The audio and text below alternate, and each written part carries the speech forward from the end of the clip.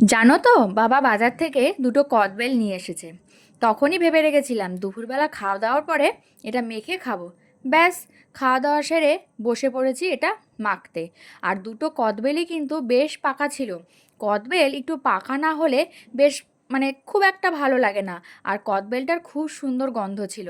এই যে শীত আসছে, এখন রোদে বসে দুপুরবেলা খাওয়া দাওয়ার পরে একটু কদবেল মাখা, একটু পেয়ারা মাখা, কামরাঙ্গা মাখা, আমড়া মাখা, কত রকমের, ও তারপরে আছে কুল মাখা। খেতে কিন্তু দারুণ লাগে। তারপরে দেখো আমার সব কোরানো হয়ে গেছে। এইবার আমি 5টা কাঁচা লঙ্কা, ধনেপাতা একটু বেটে নিয়েছি, আর স্বাদ মতো দিয়েছি নুন আর চিনি, আর উপর দিয়ে দিয়েছি একটু সর্ষের তেল। ব্যাস, আমি আর এখানে কিচ্ছু দিইনি। খেতে এত সুন্দর হয়েছিল, আমি নিজেই ভাবতে পারিনি যে এত সুন্দর হবে খেতে। আর দেখে কতটা লোভনীয় লাগছে। এবার তোমরাই বলো। আমি প্রথমে আমার ভাইকে দিচ্ছি।